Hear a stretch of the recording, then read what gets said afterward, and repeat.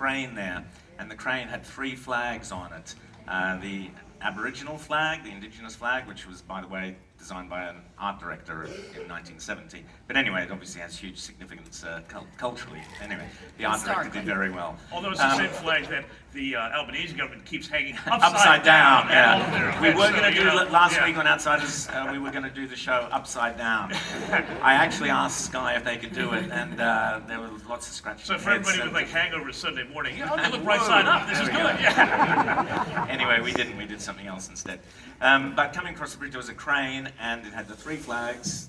The Indigenous flag was the bottom one, which I think that was, disrespectful. Someone will be sacked for that. Then there was a flag which I think is the New South Wales flag, and then the flag on top was the CFMEU flag. So they had their priorities right. We know exactly what state, and Rita's from Victoria, so you need to know all about it. The CMFEU. I heard, I think it was Setka giving a bit of a speech about stolen land as he was laying concrete. It's like, well, if it's stolen land, why are you furthering that debt by theft, I should say, by building a high-rise on it, because you should be handing it back to who it's stolen from. It's so incoherent, some of these platitudes that we're all forced to listen to over and over again. You actually break it down and look at, what does that actually mean? Why are we hearing this multiple times? Why are we hearing this at every function? And it's just such empty virtue signalling. There's just no substance or coherence or intelligence behind it. And I think, like you said, James, it's almost, you will submit to this, and you will not.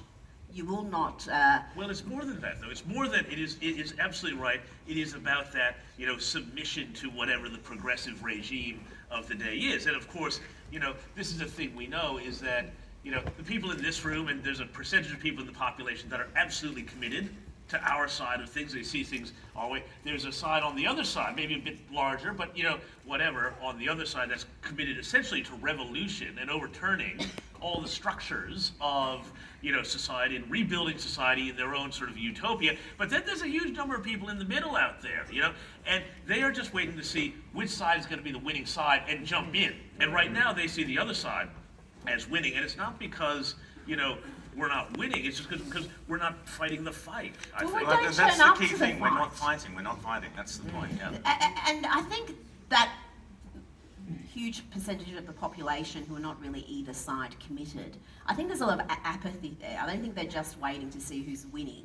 But there's a great deal of apathy. But I think if you test them on their beliefs and their values, the overwhelming majority would fall into our side. But they're just not aware of what's happening. They don't know what's happening in their kids' school. They don't know what's happening in government institutions. We saw during COVID how easy it was for the majority of people to fall into line with authoritarianism, and that is what is truly terrifying. It's not that they think they have good values. They think, oh yeah, I'm doing the right thing because the government has told me that this is the correct thing. So it's almost like a large percentage of the population have just handed over their sense of morality to the government and said, well, you tell me what's right or wrong. Partly, this is, I think it was G.K. Chesterton, was it? The absence of religion, that's another story. But the relish with which people adopted the COVID religion, or the relish with which people adopt the climate religion, or whatever, it's going to be a different one, or the trans religion, or whatever. They adopt these things, and they with religious zeal. But that's the thing. That's the problem. Because and I don't know, how many people here are religious or not. But Chesterton also said that essentially, when you believe in nothing, you believe in anything, right? Okay, and so that's where we are. And Australia, the challenge is, I think, a bit different than in a place like the United States, where I come from, where there's a bigger... yeah, who knew, right? Anyway, the point is that, there's a greater sort of religiosity in the community of the United States, which I think provides a bit of a buffer against this sort of believe in anything sort of thing, because here people will. Of course, they're the That's churches, true. but The churches have been captured. people want to believe in something, and so here this whole progressive religion, whether it's, climate change. Oh, well, we just want to do the right thing. We're doing our moral thing. We'll just sacrifice our economy on the altar and appease the sun and throw a virgin into the volcano, and then we'll all be fine, and the weather will stop, and maybe we'll just eat some bugs. We won't have all this live media.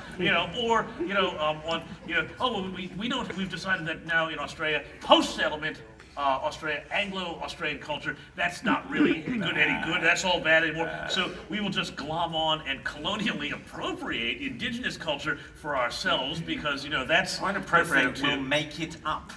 Well, We'll fabricate it. That's what we'll do. We'll fabricate a history. I'm sure the history of Indigenous Australia is fascinating, but that's not what we're getting. We're getting fiction. We're getting made up Are you ideas. questioning the authenticity and accuracy of a book, say, like Dark Evening?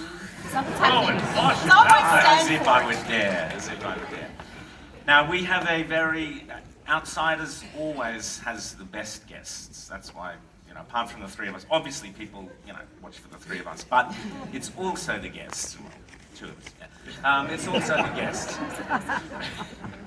It's also the guests. And we have, over the 4 or 5 years of Outsiders, we've managed to bring some amazing people. Many of them actually came from the original CPAC, onto the screen, onto Australian screens, and introduce all sorts of people. And it's been great. And we're really privileged that people enjoy coming on Outsiders. But what we always try to do is introduce and promote those individuals that I was talking about, individuals who have the bravery to stand up for their values, for what they believe in, for their fight against the orthodoxy of whatever it might be, the collective leftist mindset. And we've been very successful in promoting many individuals. One of our proudest individuals who has gone on to great things, and Rita and Peter were the first people to get her on telly, but she's been a regular on Outsiders, I'm delighted to say, is a guest with us now. Big welcome for the second bravest woman in Australia, Katherine Deeves.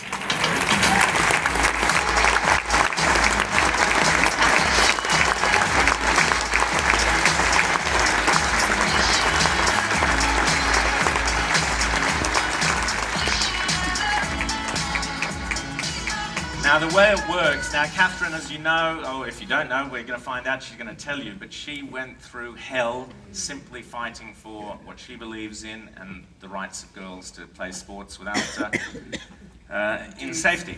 Now, the way we do it on Outsiders, each of us always asks a question. I always ask the first one, and then Rita asks the second one, and then James cobbles something together at the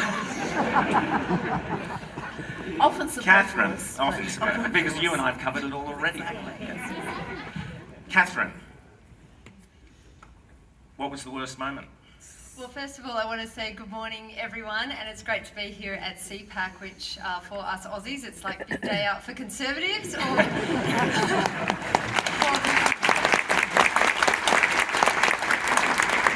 for our American friends, that would be Coachella for Conservatives. So, for me, the worst moment in the election. So I stood up for women and girls, and then I put my hand up to be the candidate for the Liberal Party in Warringah. And the activism that I had been doing prior came to light, and I was subjected to the most vile opprobrium and threats simply for stating facts about biological reality. I received death threats and rape threats. I had to have 24-hour security. But it was when they came for my children and they released someone leaked my nomination application form to the media, and everything about me was out there in the hands of those who sought to silence me. So when I realised that was the case, I had to have 24/7 security to simply be an ordinary candidate in the federal election. This is what the neoliberals will subject you to if they want to silence you. Katherine was so brave, and that bravery was not rewarded by the party she was running for. The Liberal Party did not support her. In fact, they silenced her. And it's an absolute shame. I would say as well, and I hope Jacinta doesn't mind me saying this, but the Liberal Party is not supporting Jacinta Price. And she is the smartest, most articulate person representing Indigenous Australia, and the Liberal Party are not behind her. And they've got to. And by silencing Katherine, I believe they lost the election. Because her bravery, if she'd been allowed to speak, I reckon she could have won the election for them. Rita. Katherine, I want to ask you about what you experienced, because so much of it wasn't led by the activist class. It wasn't by the rabid, fringe-dwelling activists. It was the mainstream media. So tell us about... They are the activists. Well, they are the activists there, but... and that, I think, is the reason why so many people who are conservative do shut their mouths, because it's the media. It is the media at the root of so much of the ill that's within our society, let's be honest. And they came for you, and often members of the media who are always pushing the barrel, we need more women in parliament, we need to have greater diversity, we need to have greater gender diversity, and yet when you put up your hand, what sort of treatment did you get? Well, you have to be the right sort of woman with the right sort of opinions, and if you're going to go against the prevailing paradigm and shine a light on things like, for me, it was gender identity ideology, and it's marched through our institutions, our corporations, law, judiciary, health, education, and the way it's coming for women's rights when women cannot even define themselves as an adult human female, when mothers are called gestating parents. I highlighted that and I said it was wrong. I don't want you coming for my children and indoctrinating them into this ideology in schools, and they do not like it when a light is being shone on those views. So the mainstream media, which here in Australia is very much captured by the so-called progressive left, and they won't tolerate any dissent to their narrative. And they set out to systematically destroy you. It was just a shameless exercise, bringing up tweets out of context from 4 years ago. I mean, it was... And the worst example of that wasn't the worst example of that. New South Wales Treasurer, Matt Yes. who went... wasn't the worst example of that Matt Kidd who went, and you remember on, I don't know how many people heard the Ben Fordham radio interview, where, he was called out for completely misquoting you, and yet he got away with that, and that lie just hung there. Well, what shocked me was that I was being burned at the stake as a witch for saying words, and no one actually looked at what I was trying to prosecute. I mean, it was things like where we're medicalising the bodies of otherwise healthy children. They are being experimented on. I spoke about that. And they didn't look into that argument. I mean, that's the real story there. And I think that those journalists who dropped the ball on that, they're missing what could be the biggest medical scandal of our time. And it says a lot when they want to silence someone who is trying to bring up the issue rather than what's actually going on. And that's why it's so dangerous, this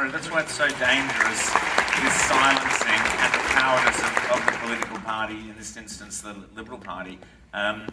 But Katherine has shown what I think is the central theme of this conference, that the individual can make a difference. And a year ago, or 18 months ago, when we first had Katherine coming on Outsiders and on Sky, the difference between the entire debate around transgenders in sports, the entire debate about children, transgender, etc., thanks largely to Katherine's efforts, it's now right out there in the mainstream, and it's now acceptable discussion to have, and she's made a huge difference, just one woman's bravery. But Katherine, I want to ask you this, because, like the left always says, oh, we're the party of science, we believe in reality, we're the reality-based community. And yet we saw, during your campaign, we saw this incredible attempt to deny simple, basic physiological facts that in sport, on balance, a man is going to be stronger than a woman. And then in contact sports, that can be dangerous. What do you see, talk to us about the gaslighting that we saw, that's a very popular one on the left, but then so is on the projection there. And also, you ran in Warringah, tealest of the teal seats. Do you think that the future for conservatism is to cut loose those sort of posh seats, those eastern suburbs, sort of north suburbs seats, where they're teal, and instead concentrate more on heartland seats in Western Sydney and start the fight back from places like that. Now, just interrupt. Did you see how James snuck in 2 questions? He Finally does this, it tried, drives us nuts. He needs to be Seriously. policed This is very why we need a carefully. commercial break or something, then we can go. Well, But because you anyway. couldn't ask him. So anyway, Catherine, please tell us. Well, obviously it's something that I've been pondering a lot, and I think that in the city seats, I don't think we should give up on them.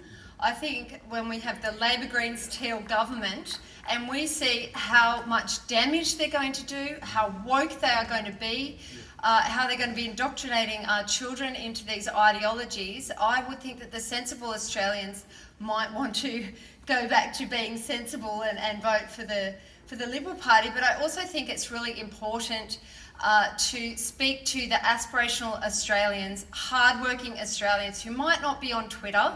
We can't forget about them. They're the silent majority. They're working Like hard. most Australians paying aren't on mortgage. Twitter.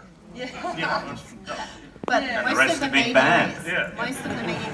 We should note, I can't see very clearly because it's very dark there, but I think we've got someone who identified as a woman and broke all sorts of world records in weightlifting sitting in the audience. Is Zuby in the house? Zuby! World record. Fantastic, Zuby. Right. And Catherine, I just think what he did was just genius because he used mockery, he used humour, and he illustrated just how ridiculous the arguments of the left are. And do you see that as a way for Conservatives to be a bit more effective in fighting, to use humour and just show how almost beyond parody the left has become? I think so. I mean, showing, where we have men competing in women's sports, just going along with it and showing how absurd it really is. I think that's absolutely going to be really important to bring humour into it, because what they are pushing, it's just nonsense. It is. I mean, we had the women's soccer team, the Australian soccer team, the Matildas, beaten at 7-0 by the under-15 Newcastle boys side. Just Newcastle. I'm not talking about Australia. Not in Sydney. I mean, that. We love the Hunter Valley, but it just shows if you value women. Do you think that the fight is in the elite ranks? Because we've seen several sporting codes come out and actually say enough. Or do you think the fight should be at the grassroots, with people seeing their daughters competing or perhaps working for scholarships that might be compromised, things like that? Well, community feeds elite, so we cannot forget about community. And I have many parents and grandparents contacting me who are distraught about their daughters' sporting opportunities and threats to their physical safety when they're having to play contact or combat sports with males. So I think we just need to go back and have a blanket policy that anyone who is born male, observed and recorded male at birth, cannot play in the female category. End of. Now we're going to finish up in a couple of minutes, but we always do like to do a little bit of lefty lunacy on Outsiders, and there's always so much material that we have. But I'm delighted, if you haven't read it already, it was interesting to learn this morning that the Republican movement has lost that great, talented man with the red thing on his head. Peter Fitzsimons is no longer in the running the Republican movement. He did such a brilliant job. It's the lowest it's ever been, James, would you say, the polling?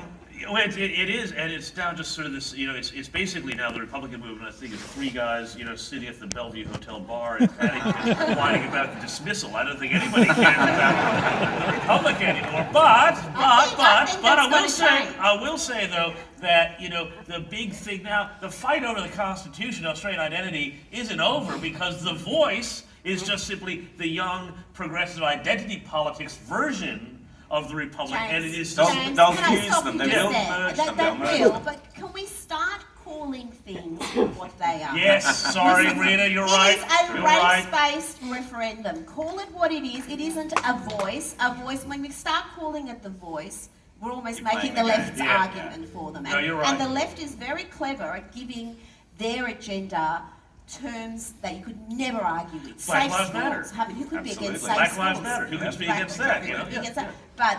But peel back the title and you see the poison. And this referendum this is where we need the Liberals to come out and fight. If they run dead on this issue, then why would any Conservative support them? Why would anybody who values They've already run dead principles on like... it. It's too late.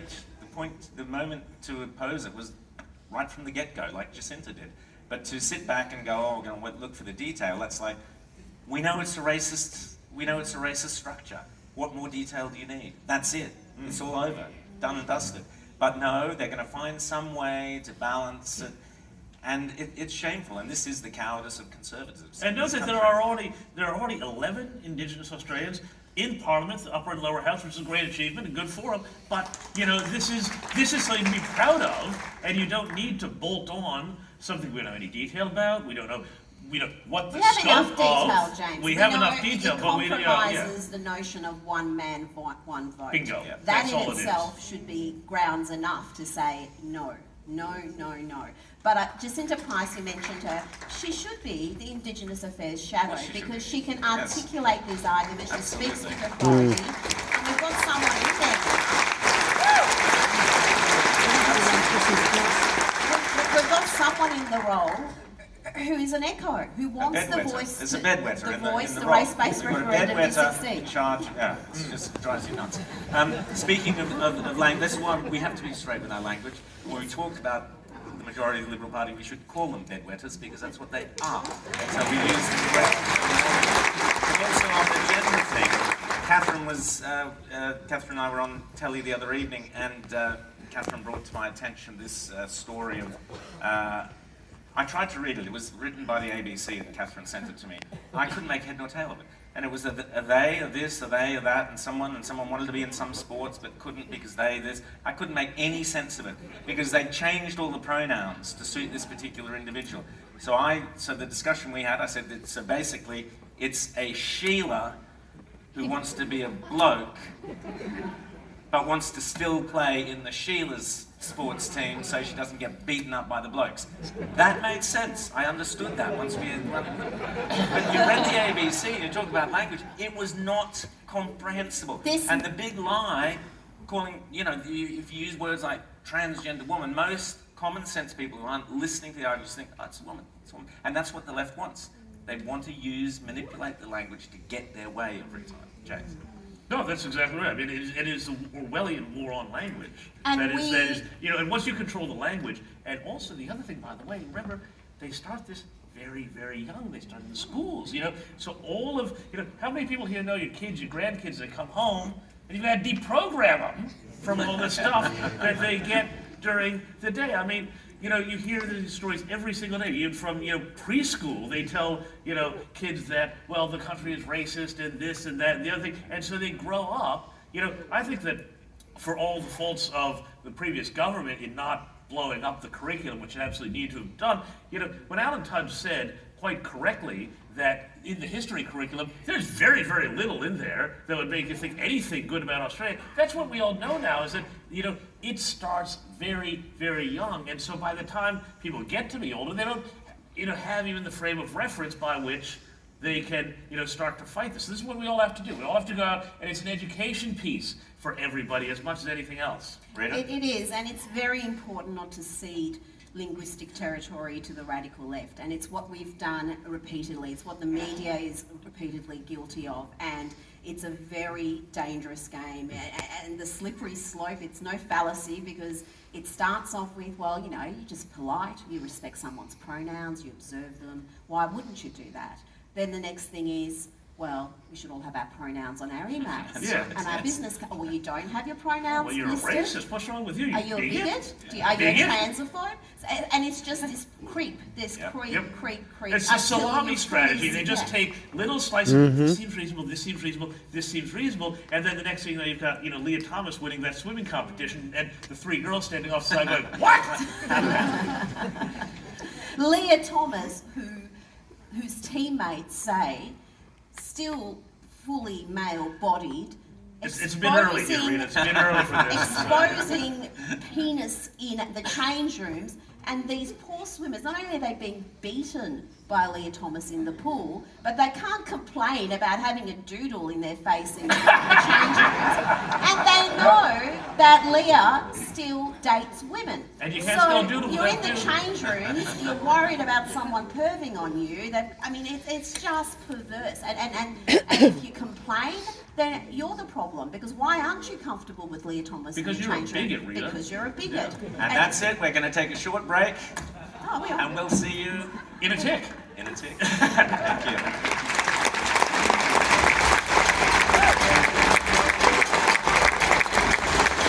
Ladies and gentlemen, please thank the wonderful outsiders, Rowan, Rita, and James, and their special guest,